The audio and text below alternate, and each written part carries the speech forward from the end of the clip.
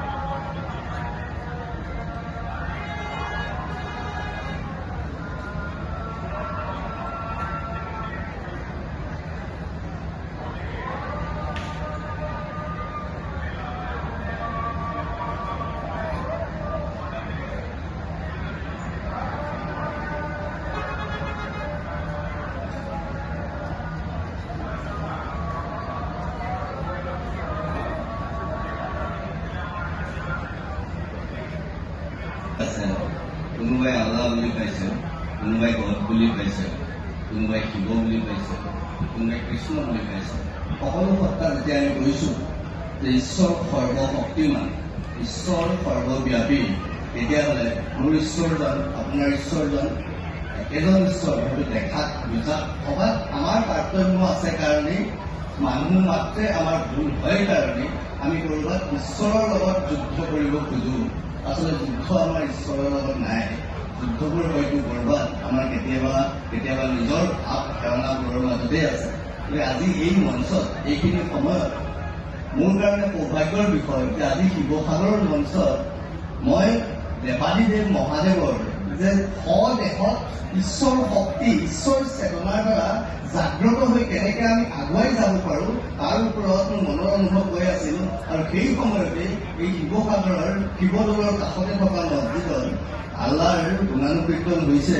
ইয়াতকৈ আৰু সুন্দৰ পৰিৱেশ মোৰ কাৰণে কিবা হ'ব বুলি ভবা নাই। এয়াই ঈশ্বৰ, এয়াই সত্য, এয়াই সনাতন, এয়াই শুদ্ধ। গতিকে আজিৰ পৰা আমি ভাবোঁ সকলোৱে নিজৰ নিজৰ বিশ্বাসত, যদি মোৰ বিশ্বাসত যদি ভগৱান আছে বুলি মই ভাবিছোঁ, তেনেহ'লে আনৰ বিশ্বাসতো ভগৱান থাকিব পাৰিব। কাৰণ বিশ্বাস বোলাটো কথাটোৱেই আচলতে অন্ধ। কোনোবাই কয় অন্ধবিশ্বাস, বিশ্বাস বোলা বস্তুটোৱে অন্ধ, যাৰ কোনো ৰূপ নাথাকে, যাৰ কোনো স্বৰূপ নাথাকে, যাৰ একো নাথাকে, তাক কেৱল অনুভৱ কৰিব পাৰি। আৰু সেই বিশ্বাস এই পৃথিৱীত জীয়াই থকা প্ৰত্যেকজনে যি ধৰণে কৰিছে তেওঁলোকে পাইছে। আৰু সেই সনাতন চিন্তা, সেই শাশ্বত চিন্তা, সেয়াই শিৱতত্ত্ব। শিৱতত্ত্বত আমি সকলো এইখিনি কথা ক'লোঁ। এইখিনি কথা কোৱাৰ বাবে মই ক'বলৈ মোক সুবিধাকণ দিয়াৰ বাবে মই সমূহ কাৰ্যকৰ্তাৰ লগতে আৰু পুনৰ এবাৰ মই বসন্ত গগৈ ডাঙৰীয়াক আন্তৰিক ধন্যবাদ জ্ঞাপন কৰিছোঁ। আৰু সভাপতি মহোদয়, উপায়ুক্ত মহোদয়, আয়ুষ ঘৰ ডাঙৰীয়াক ধন্যবাদ জ্ঞাপন কৰি সকলোকে মঞ্চত